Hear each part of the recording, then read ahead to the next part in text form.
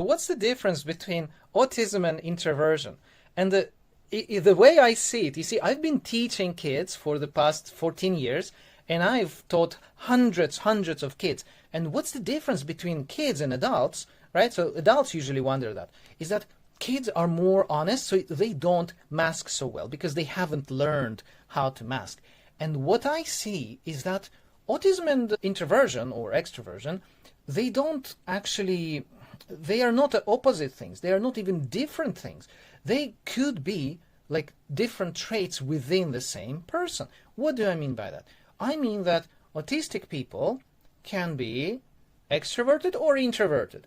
Autistic people and normal, okay, quote unquote, normal people can be extroverted and introverted, right? So you can see 4 different types of people. So for example, some people think, oh, autistic people, they are all like all within themselves, you know, like they don't do eye contact and everything like that. Okay.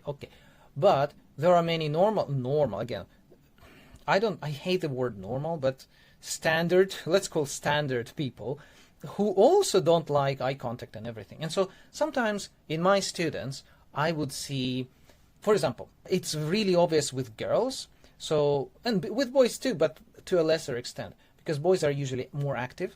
But for example, with girls, oh my God, it's so easy to see. There is a quiet girl who does perfectly well. Like when she has to speak, she will speak. When she has to interact with other people, she will do it.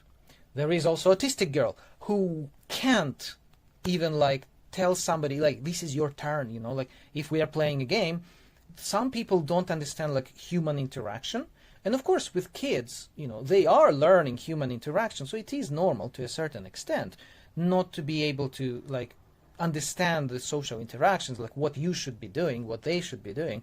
But I find that that's the biggest differentiating factor, is that can you interact with other people in an efficient and effective and normal, I don't know how to say, again, normal, I hate this word, normal, let's call it normal way, right? If you can't, then maybe you have autism. If you can, although you would prefer to stay by yourself, then probably it's just introversion. On the other hand, there is the extroverted side. You can be extroverted autistic person. You can not understand personal space. You can like some kids, they would come this close to my face and explain it to me, or like give me things like look, this is my dinosaur, and I'm like, oh my God, that's not introverted at all, right? It doesn't match the typical autistic person's image, right, in their mind, but that's definitely not normal social interaction. And so, yeah, I've seen kids like that, and for some reason, most of them are boys. Like this type, most of them are boys. Like, you know, like they will just ignore social cues and everything. You have to like be very direct with them, right? So, and that's a very extroverted autistic person. But there is also extroverted, quote unquote, normal person.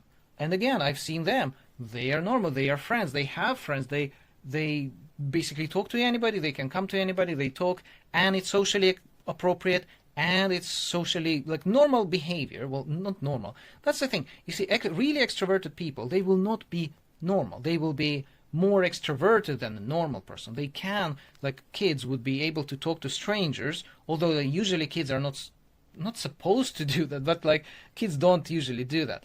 And so, yeah, this is how I observe these 2 different traits, the autism trait and extroversion, introversion. So it can be both at the same time.